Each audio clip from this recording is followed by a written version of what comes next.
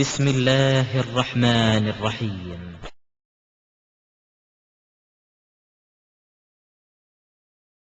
எல்லாம் வல்ல அல்லாஹ்வின் நல்லடியார்களே, பொதுவாக இந்த ரமலான் மாதத்திலே மக்களுடைய நடவடிக்கைகளை நாம் பார்த்தால், ரமலானுடைய ஆரம்பத்திலே அதிகமாக மக்கள் பள்ளிவாசலுக்கு வருகை தருவார்கள், தொழுவார்கள்.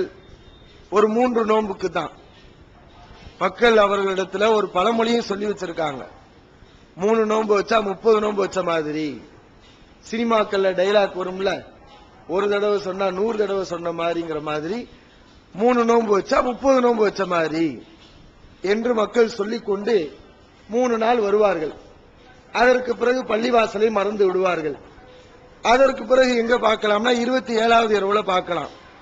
அன்னைக்குதான் லைலத்துல் கத்ர்னு சொல்லி அன்றைக்கு பிரத்யேகமாக சிறிது நேரம் வணங்கிவிட்டு கலைந்து சென்று விடுவார்கள். ஆனால் இது இஸ்லாமிய நடைமுறை கிடையாது.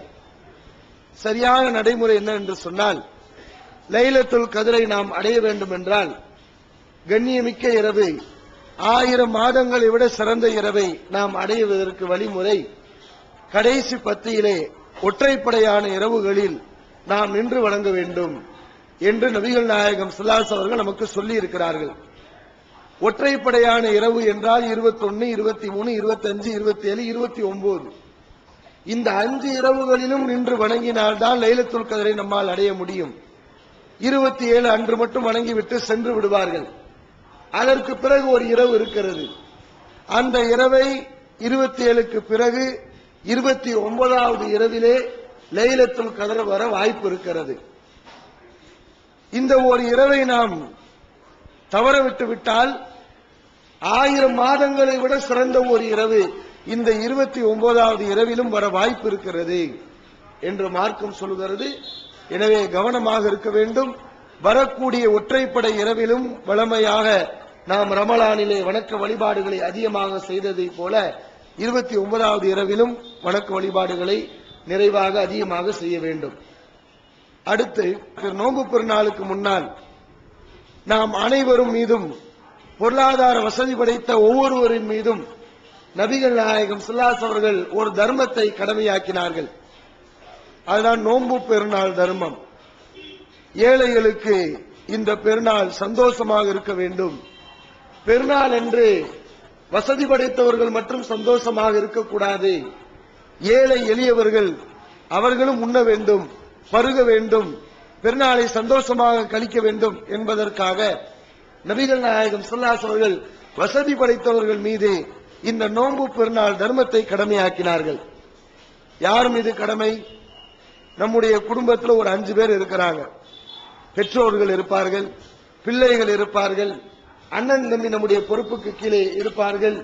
இப்படி நம்முடைய பொறுப்புக்கு கீழே யாரெல்லாம் இருக்கிறார்களோ, அது கை குழந்தையாக இருந்தாலும் சரி, வயது முதிர்ந்த முதியோராக இருந்தாலும் சரி, மனைவியாக இருந்தாலும் சரி, ஒவ்வொருவருக்கும் இந்த பெருநாள் தர்மத்தை செலுத்துவது நம் மீது கடமை.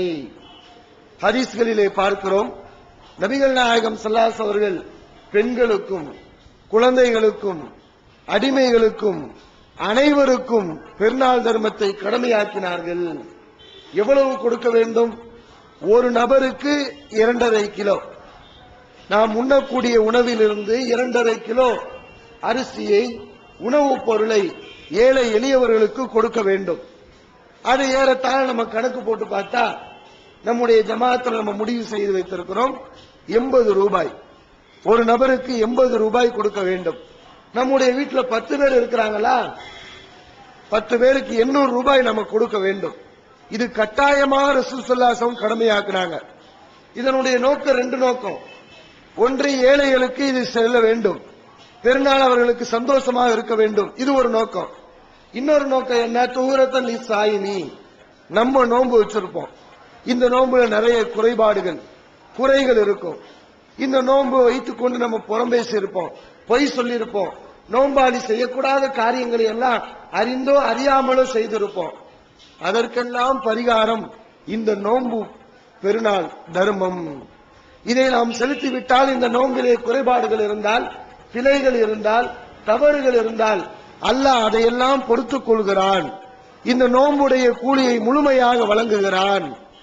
ஆக இந்த நோன்பு பெருநாள் தர்மத்தை நம்மள யாராவது நிறைவேற்றாமல் இருந்திருந்தால் கவனமாக ஹஜ் நோன்பு பெருநாள் வருவதற்கு முன்பாக நாம் அதை நிறைவேற்றிவிட வேண்டும்.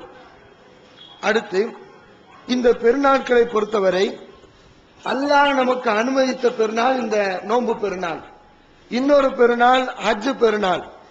இந்த இரண்டு பெருநாட்களை தவிர்த்து இஸ்லாத்துல வேறு பெருநாட்களுக்கு அனுமதியே கிடையாது.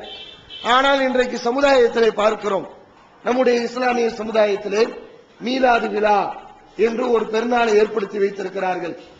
அதனை பராத் இரவு என்று அது ஒரு பெருநாள். இது போதாது கந்தூரி உருஸ் சொல்லி அவுலியாக்களின் பெயரால் ஏராளமான கொண்டாட்டங்களை ஏற்படுத்தி இருக்கிறார்கள். இஸ்லாத்தின் பெயரால் இப்படி பல்வேறு கொண்டாட்டங்கள் கொண்டாடுவதற்கு அல்லாஹ் அனுமதி கொடுத்திருக்கிறானா? இவையெல்லாம் அல்லாஹ்வால் ஏற்படுத்தப்பட்ட கொண்டாட்டங்களா என்று கேட்டால் கிடையாது. இஸ்லாத்திலே ரெண்டே ரெண்டு கொண்டாட்டங்கள் தான், பெருநாட்கள் தான். ஒன்று ஹஜ் பெருநாள், இன்னொன்று நோன்பு பெருநாள். நபிகள் நாயகம் ஸல்லல்லாஹு அவர்கள் மதீனாவுக்கு வருகை தருகிறார்கள். மதீனாவுக்கு வந்தால் மதீனத்து மக்கள் இரண்டு பெருநாட்களை ஏற்படுத்தி கொண்டாடி கொண்டு விளையாடி கொண்டு இருக்கிறார்கள். இதை நபி ஸல்லல்லாஹு அலைஹி வஸல்லம் பார்த்து அதை மாற்றுகிறார்கள். என்ன சொல்கிறார்கள்? இன்னல்லாஹ் கத் அபதலக்குமுல்லாஹு பிஹிமா கைரம் மின்ஹுமா, இந்த நீங்களாக ஏற்படுத்திக் கொண்ட இந்த பெருநாட்களை விட அல்லாஹ் உங்களுக்கு இரண்டு பெருநாட்களை வழங்கி இருக்கிறான். அதை நீங்கள் பெருநாளாக ஆக்கிக் கொள்ளுங்கள், இவையெல்லாம் உங்களுக்கு வேண்டாம் என்று நபிகள் நாயகம் ஸல்லல்லாஹு அலைஹி அவர்கள் அந்த மக்களிடத்தில் இருந்த அந்த பெருநாட்களை மாற்றி அல்லாஹ் அனுமதித்த அந்த பெருநாட்களை கொண்டாடுமாறு நபி ஸல்லல்லாஹு அலைஹி அவர்கள் போதனை செய்கிறார்கள். அல்லாஹ் அனுமதிக்க வேண்டும். பெருநாள் என்று சொன்னால் அதை அல்லாஹ் முடிவு செய்ய வேண்டும்.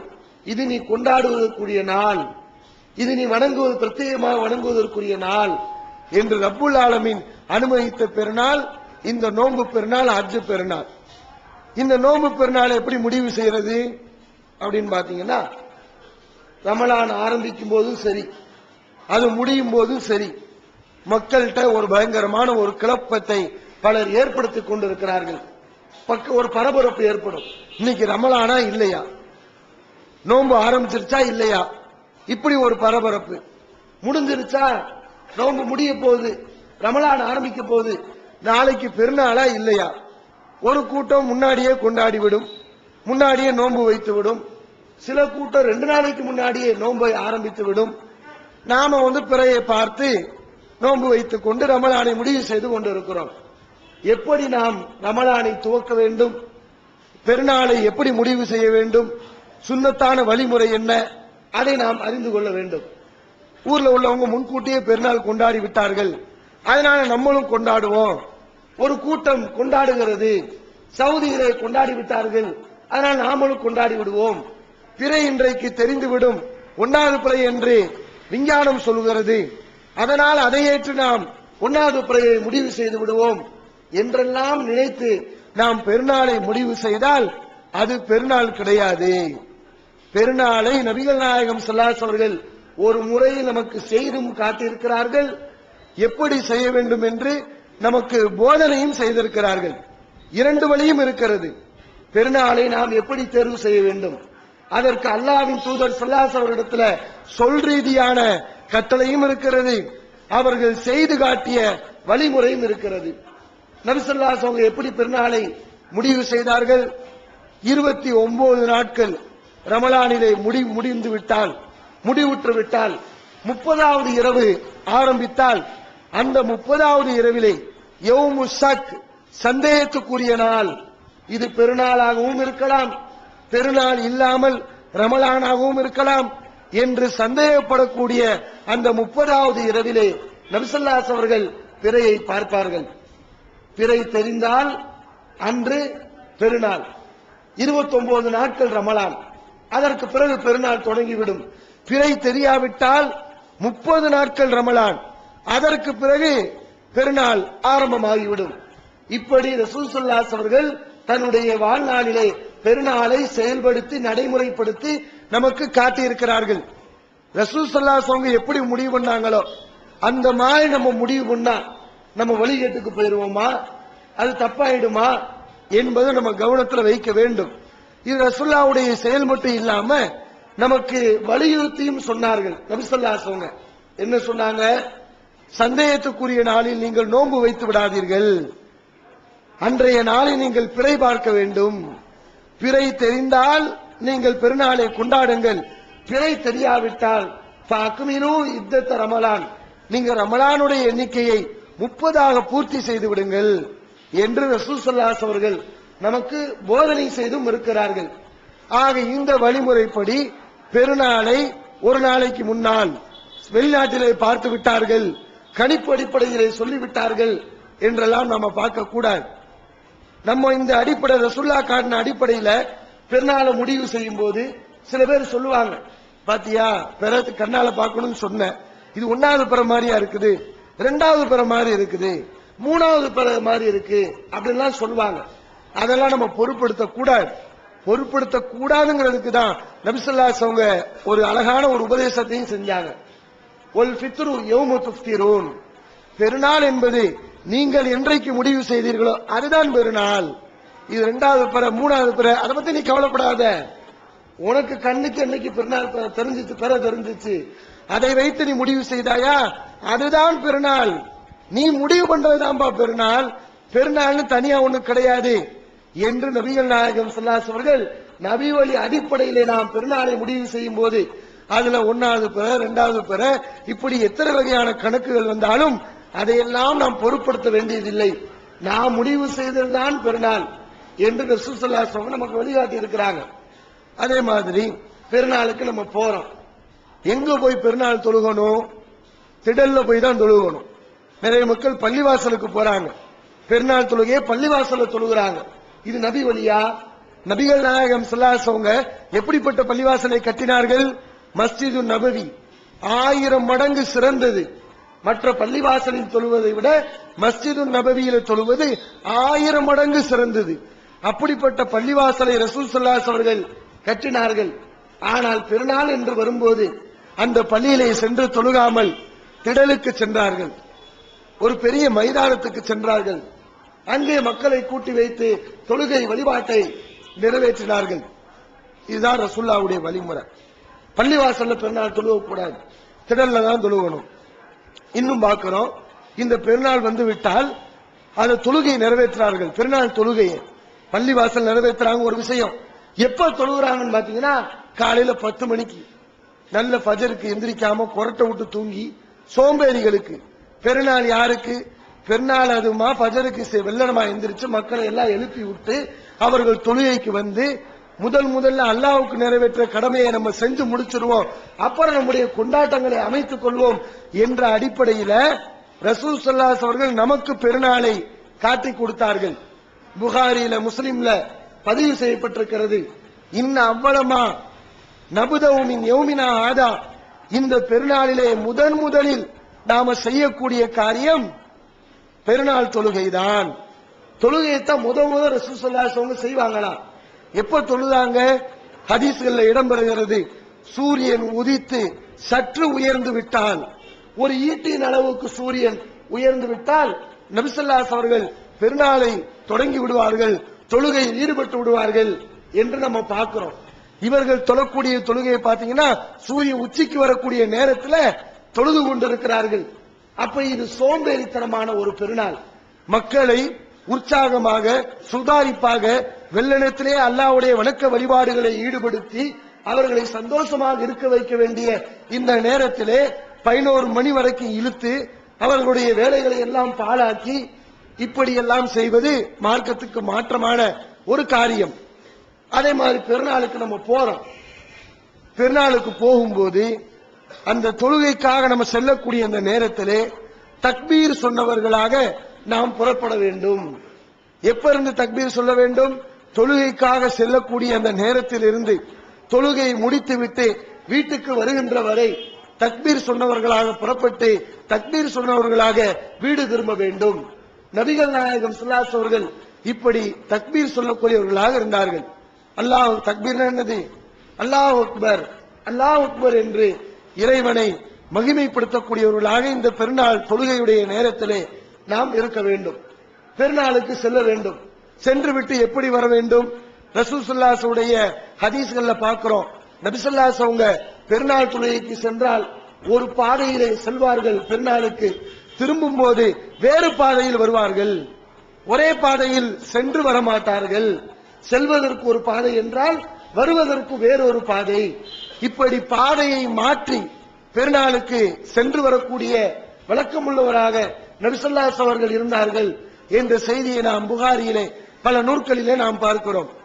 அதே மாதிரி இந்த பெருநாளுக்கு தொழுகைக்கு செல்வதற்கு முன்னால் சில பேரிச்சம்பழங்களை ஏதாவது ஒரு பொருளை சாப்பிட்டுக் கொண்டு பசி இல்லாம பட்னி இல்லாம செல்வது நபி வழி. நபி ஸல்லல்லாஹு அலைஹி வஸல்லம் வளமையா வச்சிருக்கிறாங்க. 30 நாள் 29 நாள் நம்ம பட்னியா கிடந்திருக்கோம், பசியா இருந்திருக்கிறோம். இந்த பெருநாள்ல அந்த பசியை நம்ம அனுபவிக்க வேண்டாம், சந்தோஷமா நல்ல சாப்பிட்டுட்டு தொழுகைக்கு நல்ல உற்சாகமா வாருங்கள் என்ற வழிமுறை காட்டுவதற்காக நபி ஸல்லல்லாஹு அலைஹி வஸல்லம் இப்படி சாப்பிட்டு விட்டுத்தான் பெருநாள் தொழுகைக்கு செல்வார்கள் என்ற செய்தியை நம்ம பார்க்கிறோம். இதன் அடிப்படையில் பெருநாள் தொழுகைக்கு வருவதற்கு முன்னால் ஏதாவது ஒரு டீ, ஏதாவது ஒரு வடை, பிஸ்கட்டு, ஏதாவது பேரிச்சம்பழம் இருந்தா பேரிச்சம்பழம், இதை இந்த மாதிரி சின்ன சின்ன பொருட்களை சாப்பிட்டு விட்டு நம்ம பெருநாள் தொழுகைக்கு வருவது நபி வழி. அதே மாதிரி முக்கியமான ஒரு விஷயம், இந்த பெருநாள் தினத்திலே நாம் அறிய வேண்டிய ஒரு விஷயம், பெருநாள் என்பது ஆண்களுக்கு மட்டுமல்ல, திடலிலே பெண்கள் தொழுக வேண்டும். ஆண்கள் எப்படி திடலுக்கு வந்து தொழுகிறார்களோ அது மாதிரி பெண்களும் வந்து தொழுக வேண்டும். இது ஒரு முக்கியமான ஒரு வழிமுறை. நபிகள் நாயகம் ஸல்லல்லாஹு அலைஹி அவர்கள் பெண்களுக்கு இதை கடமையாக்கி இருக்கிறார்கள், கட்டாயம். மற்ற நேரங்களில் பெண்கள் பள்ளிவாசலுக்கு வரலாம், வராம இருக்கலாம், ஜும்மாவுக்கு வரலாம், வராமல் இருக்கலாம், அவங்க விருப்பம். 5 நேர தொழுக விரும்பினால் வரலாம், வராமல் வீட்டிலும் தொழுகலாம். ஆனால் பெருநாள் தொழுகையை பொறுத்தவரை அவர்கள் திடலுக்கு வந்து தொழுவது பெண்கள் மீது நபி ஸல்லல்லாஹு அலைஹி அவர்கள் விதித்த கட்டாய கடமை. இது எந்த அளவுக்கு வச்சிருக்காங்கன்னு பாருங்களேன். உம்மு அத்தியா ரலியல்லாஹு அன்ஹா அவங்க சொல்றாங்க, புகாரி முஸ்லிம்ல பதிவு செய்யப்பட்டிருக்கிறது, நபி ஸல்லல்லாஹு அலைஹி அவர்கள் கன்னி பெண்களையும் வீட்டுக்குள் முடங்கி கிடக்கும் கன்னி பெண்களையும் மாதவிடாய் உள்ள பெண்களையும் பெருநாள் திடலுக்கு வருமாறு கட்டளையிட்டார்கள், உத்தரவிட்டார்கள். யார் உட்பட எல்லா பெண்களும் வந்துடணும். முடியாதவங்க, நோயாளி, அவங்களுக்கு தான் சலுகை, வீட்டில் இருந்துக்கலாம்.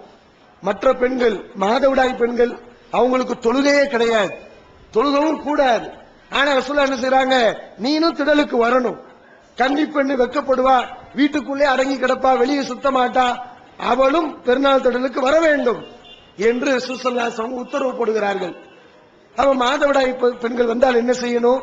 அவர்கள் முஸ்லிம்கள் தொழக்கூடிய தொழுகை அந்த இடத்தை நெருங்காமல் அவர்கள் பின்னால் அமர்ந்து கொள்ள வேண்டும். முஸ்லிம்கள் துவா செய்வார்கள், துவா செய்யலாம், தாராளமா துவா செய்யலாம். தக்பீர் சொல்லுவாங்க, நீங்க அவங்களும் தக்பீர் சொல்ல மனசுக்குள்ள சொல்லிக் கொள்ள வேண்டும். இப்படி அவர்கள் இந்த நன்மையிலே கலந்து கொள்ள வேண்டும். அந்த பெருநாள் திடலிலே இம்மா மக்களுக்கு உரையாற்றுவார், அந்த உபதேசம் பெண்களுக்கு செல்ல வேண்டும் என்பதற்காக நபி ஸல்லல்லாஹு அலைஹி வஸல்லம் தொழுகை கடமை இல்லாத மாதவிடாய் பெண்கள் உட்பட அனைவரையும் பெருநாள் திடலுக்கு வரவழைத்திருக்கிறார்கள். அப்ப பெண்கள் வர்றது எந்த அளவுக்கு முக்கியம்? இன்றைக்கு ரசூல் ஸல்லல்லாஹு அலைஹி வஸல்லம் வலியுறுத்தி சொன்ன இந்த போதனையை பல பள்ளிவாசல்ல உள்ளவர்கள் மறக்கடிக்க செய்து விட்டார்கள், மூத்தாக்கி விட்டார்கள். ஆனால் இன்றைக்கு தௌஹீத் ஜமாத் இதை செய்து கொண்டு இருக்கிறோம். அதனால் நம்முடைய வீட்டு பெண்கள் அனைவரையும் இந்த பெருநாள் திடலுக்கு வரவழைக்க வேண்டும். எந்த அளவுக்கு ரசூல் ஸல்லல்லாஹு அலைஹி வஸல்லம் பெண்களுக்கு முக்கியத்துவம் கொடுத்திருக்காங்கன்னா, இந்த பெருநாள் தினத்துல ரசூல் ஸல்லல்லாஹு அலைஹி வஸல்லம் ஆண்களுக்கு பயான் பண்ணுகிறார்கள், ஆண்களுக்கு பயான் பண்றாங்க, பெண்களுக்கு கேட்கல. என்ன பண்றாங்க? பெண்கள் பகுதிக்கு போய் மறுபடியும் பயான் பண்றாங்க. 2 பயான். பெண்களுக்கு கேட்கவில்லை என்ற காரணத்துக்காக ஆண்களுக்கு ஒரு முறை பயான் செய்துவிட்டு அதே பெருநாளிலே நபி ஸல்லல்லாஹு அலைஹி அவர்கள் பெண்களுக்கும் போய் பயான் பண்றாங்க. அவர்களுக்கும் மார்க்க அறிவு போகணும். சும்மா வீட்டுக்குள்ளே கிடந்தா வீடு உருப்படாம போயிடும், பிள்ளைய ஒழுங்கா வளர்க்க மாட்டாங்க, கணவனுக்கு செய்ய வேண்டிய கடமை மார்க்க அறிவு ஒண்ணுமே தெரியாது, அவர்கள் கூமுட்டைகளாக வருவார்கள். அப்ப அவர்களுக்கும் இஸ்லாம் போக வேண்டும், அறிவு ஜீவிகளாக வளர வேண்டும், அவர்களும் இம்மையிலும் மறுமையிலும் மிகப்பெரிய நன்மை அடைய வேண்டும். அதற்காக மார்க்கம் இப்படிப்பட்ட சில உத்தரவுகளை அவர்களுக்கு விட்டிருக்கிறது. இந்த மாதிரி விஷயங்கள் எல்லாம் பெருநாளிலே நாம் கவனத்தில் வைக்க வேண்டிய விஷயங்கள். இதை கவனித்து வைத்துக் கொண்டு சுன்னத்தான முறையில் நபி வழி அடிப்படையில் நம்முடைய இந்த பெருநாளை அமைத்துக் கொள்ள வேண்டும். இரண்டாவது உரையில இன்னும் சில விஷயங்களை தெரிந்து கொள்வோம். எல்லாம் வல்ல அல்லாஹ்வின் நல்லடியார்களே, பெருநாள் என்பது அல்லாஹ் ரப்புல் ஆலமீன் நாம் சந்தோஷமாக கொண்டாடுவதற்காக அவன் ஏற்படுத்திய ஒரு கொண்டாட்டம் நாள், முஸ்லிம்கள் கொண்டாடுவதற்குரிய நாள். அதுல சந்தோஷமாக இருக்க வேண்டும். புத்தாடை இருந்தால் புத்தாடை அணிந்து கொள்ள வேண்டும். புத்தாடை இல்லாவிட்டால் நம்மிடத்தில் இருக்கக்கூடிய ஆடைகள்ல எது சிறந்த ஆடையா இருக்கோ அந்த ஆடையை போட்டுக் கொள்ள வேண்டும். உமர் அலியல் அவர்கள் ஒரு பட்டாடையை விலைக்கு வாங்கி நபி ஸல்லல்லாஹு அலைஹி வஸல்லம் கொண்டு வருகிறார். அல்லாஹ்வின் தூதரே, இந்த ஆடை நன்றாக இருக்கிறது, உங்களுக்காக வாங்கினேன், இதை நீங்கள் பெருநாள் தினத்திலே நீங்கள் அணிந்து கொள்ளலாமே என்று பெருநாள் தினத்தன்று ஒரு நல்ல ஆடையை அணிவது சுன்னத்தான ஒரு வழிமுறை. அதை உமர் அலியல் அவர்கள் நபி ஸல்லல்லாஹு அலைஹி வஸல்லம் வாங்கி கொடுத்திருக்காங்க. ஆனா ரசூல் ஸல்லல்லாஹு அலைஹி வஸல்லம் பட்டாடை இஸ்லாத்தை கூடாதுங்கிறதுக்காக அதை தவிர்த்துக் கொண்டார்கள். ஆனால் புத்தாடை அணிவது இல்லாவிட்டால் சிறந்த ஆடை அணிவது அதெல்லாம் ஒரு சுன்னத்தான நடைமுறைதான். பெருநாள் சந்தோஷமாக இருக்க வேண்டும், மகிழ்ச்சியாக இருக்க வேண்டும். அதுல விளையாடலாம், மகிழ்ச்சியான காரியங்களில் ஈடுபடலாம். ரசூல் ஸல்லல்லாஹு அலைஹி வஸல்லம் காலத்துல பெருநாள் தினத்துல மக்கள் எல்லாம் பள்ளிவாசல்ல சஹாபாக்கள் போர்க்கருவிகளை எடுத்து ஒருவரை ஒருவர் சண்டை போடல, அப்படி விளையாடி கொள்கிறார்கள் போர்க்கருவிகளை எடுத்து. இது பள்ளிவாசல்ல நடக்குது.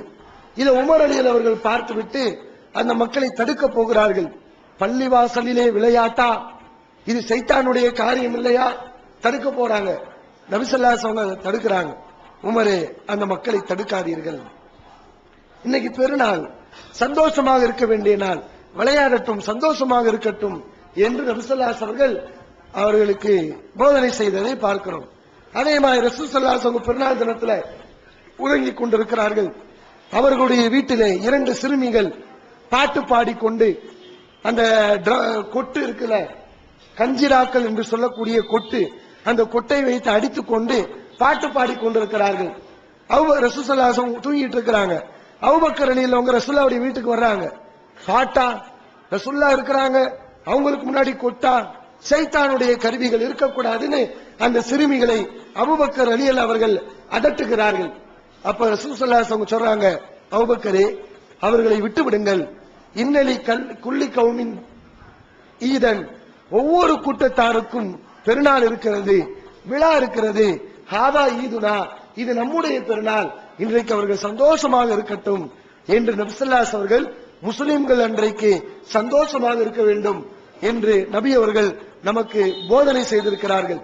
அதே மாதிரி இந்த பெருநாளை பற்றி சொல்லும் போது ஐயாமு சுருபின் வாக்களின் ஐயாம் அக்லின் சுருபின், பெருநாள் என்பது சாப்பிடுவதற்கும் குடிப்பதற்கும் உரிய நாள்.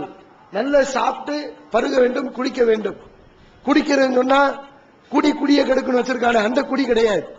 பல பேர் இந்த பெருநாள் வந்து அங்க ஓடிடுவான், சாராய கடையில அந்த கர்மத்தை வாங்கி அந்த நல்ல நாள்ல குடிப்பான், சந்தோஷத்துக்குரிய நாள்ல குடிச்சிட்டு வாந்தி எடுத்துட்டு குப்பை தொட்டுல நாயோட நாயா படுத்து கிடப்பான். அப்ப இதுவா பெருநாள்? இப்படிப்பட்ட ஒரு நாளுக்காக அல்லாஹ் நமக்கு வழங்கி இருக்கிறான். இந்த மாதிரி வேலையை செய்யக்கூடாது. நல்ல ஹலாலான அல்லாஹ் நமக்கு அனுமதித்த விஷயங்களை அன்றைக்கு சாப்பிட்டு சந்தோஷமாக இருக்க வேண்டும் என்று மார்க்கம் சொல்லி இருக்கிறது.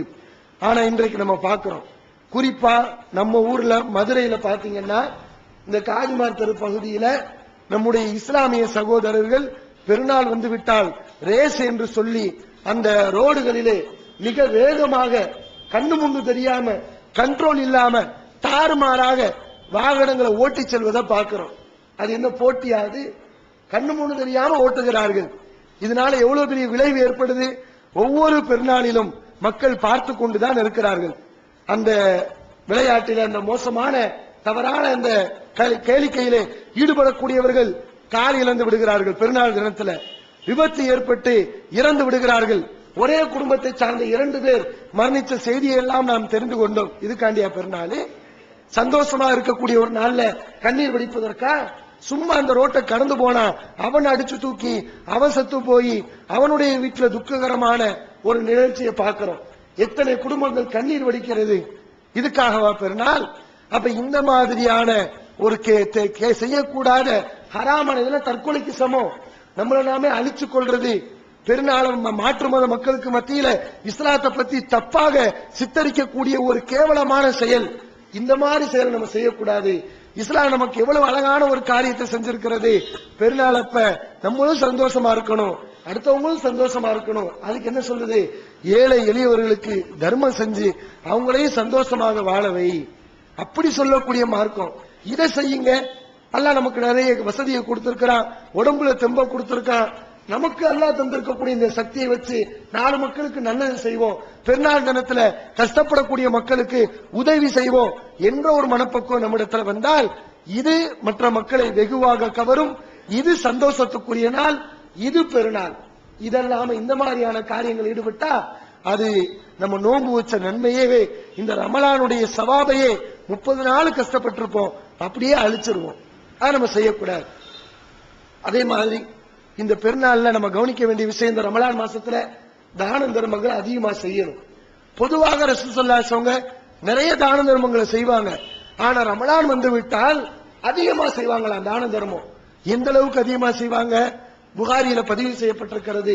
பல ரசூலுல்லாஹி ஸல்லல்லாஹு அலைஹி வஸல்லம் அஜ்வது பில் கைரி மின ரீஹல் முர்சலத்தீன், வேகமாக வீசக்கூடிய சூறாவளி காற்றை விட நபி ஸல்லல்லாஹு அலைஹி அவர்கள் தான தர்மங்கள் செய்வதிலே, நன்மையான விஷயங்களை இந்த ரமலான் மாதத்திலே செய்வதிலே அதிகம் ஆர்வம் உள்ளவர்களாக இருந்தார்கள், வேகம் உள்ளவர்களாக இருந்தார்கள் என்ற செய்தியை நாம் புகாரியிலே பார்க்கிறோம். தான தர்மங்கள் அதிகமா செய்யணும். ஜக்காத் அல்லாஹ் நம்ம மீது கடமையாக்கி இருக்கிறான்.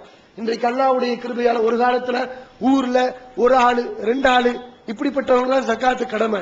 இன்னைக்கு அல்லாஹ் செல்வத்தை நிறைய மக்களுக்கு அல்லாஹ் கொடுத்திருக்கிறான், செல்வத்தை நிறைய கொடுத்திருக்கான். இந்த செல்வம் நமக்கு நிலைக்கணும், இன்னும் அதிகமாகணும். 1 லட்சம் 2 லட்சம் ஆகணும், 10 லட்சம் 20 லட்சம் ஆகணும். அதுக்கு வழி என்ன? ஜக்காத்து தான் வழி. அல்லாஹ் கடமையாக்கி இருக்கிறான். 2.5% எவ்வளவு நம்மகிட்ட பணம் இருக்கோ அதுல 2.5% கணக்கு பார்த்து ஏழை எளிய மக்களுக்கு நாம் ஜக்காத்து கொடுக்க வேண்டும். ஜக்காத்து கொடுக்கும்போது கஷ்டமா தான் இருக்கும். கொஞ்சம் பணம் இருக்கும்போது மனுஷன் ஜக்காத்து கொடுத்துருவான். சின்ன அமௌண்ட் இருக்கும்போது, பெரிய அமௌண்ட் கோடீஸ்வரன் ஆயிட்டான், அப்ப ஜக்காத்து கணக்கு போட்டு பாத்தீங்கன்னா லட்சக்கணக்கில் வரும். அப்ப ஜக்காத்து கொடுக்க இவன் மனசு தயங்கும். அல்லாஹ் ரப்பல் ஆலமீன் உன்னை சின்ன முதலீடுக்குரியவனாக ஆக்கி இருந்தால் அப்ப நம்ம இந்த ஒரு நிலைக்கு வந்துருவோமா? அல்லாஹ் ரப்பல் ஆலமீன் என்ன நினைத்தான்? இவனுக்கு இன்னும் தருவோம் என்று தாராள மனசு உள்ளவனாக இருக்கிறான். அப்ப இறைவன் நமக்கு அவ்வளவு செல்வத்தை தந்திருக்கிறான். அதற்கு தகுந்த மாதிரி நம்ம ஜக்காத்தையும் கொடுக்கணும். இதை கொடுக்காட்டினா பெரிய பாவம். எவ்வளவு பெரிய பாவம்? நபி ஸல்லல்லாஹு அலைஹி வஸல்லம் சொன்னாங்க, ஒரு மனுஷன் ஆட்டுக்கு ஜக்காத்து கொடுக்காட்டினா மறுமையில அந்த ஆடு வந்து பெரிய கொம்போட வந்து அவனை முட்டும். ஒரு மாட்டுக்கு ஒட்டகத்துக்கு அவன் ஜக்காத்து கொடுக்கல, அந்த ஒட்டகம் வந்து தன்னுடைய காலை தூக்கி ஓங்கி அவனை மிதிக்கும்.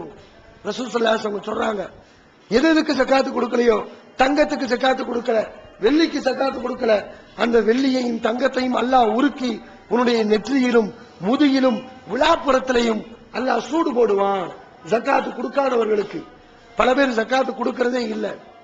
அதே மாதிரி பார்க்கிறோம், புகாரில பதிவு செய்யப்பட்டிருக்கு, எவன் ஜக்காத்து கொடுக்கவில்லையோ அந்த பொருளை மறுமையில அல்லாஹ் ரப்பல் ஆலமீன் ஒரு பெரிய நச்சு பாம்பாக, விஷமுள்ள பாம்பாக மாற்றி, அந்த பாம்புக்கு மண்டையில 2 கருப்பு கண்கள் இருக்கும், அந்த பாம்பை கழுத்திலே அல்லாஹ் மாட்டி விடுவான். அது அவனை கொத்தி வேதனை செய்து கொண்டே இருக்கும் என்று ரசூல் ஸல்லல்லாஹு அலைஹி அவர்கள் சொல்லி காட்டுகிறார்கள். இப்படிப்பட்ட ஒரு வேதனை நமக்கு வரக்கூடாது. அதனால இந்த ரமலான் மாதத்துல இந்த மாதிரி ஜக்காத்து கடமைகளை நாம் பாக்கி வைத்திருந்தால் அதை நிறைவேற்றிவிட வேண்டும். தௌஹீத் ஜமாத் ஏழை எளிய மக்களை எல்லாம் தேடி சென்று அவர்களுடைய நிலைகளை எல்லாம் ஆராய்ந்து அவர்களுடைய வாழ்க்கையிலே அவர்களை தூக்கி விடுவதற்காக இந்த மக்கள் தரக்கூடிய இந்த ஜக்காத்தை வழங்கி கொண்டிருக்கிறது. ஜமாத்துடைய நிர்வாகிகள் இருக்கிறார்கள், அவர்களிடத்திலே வந்து உங்களுடைய ஜக்காத்தை நீங்கள் முறையாக கொடுத்து விட்டீர்களானால், கணக்கு பண்ணி கொடுத்து விட்டால் ஏழை எளிய மக்களுக்கு அது சென்றுவிடும். நம்முடைய பணிகள் சிறப்பதற்கு உதவியாக இருக்கும். எல்லாம் வல்ல இறைவன் நம்முடைய கடமைகளை செய்து பெருநாள் தினத்துடைய அனைத்து நன்மைகளையும் முழுமையாக அடையக்கூடிய நன்மக்களாக நம் அனைவரையும் ஆக்கியல்வானாக. அல்லாஹ்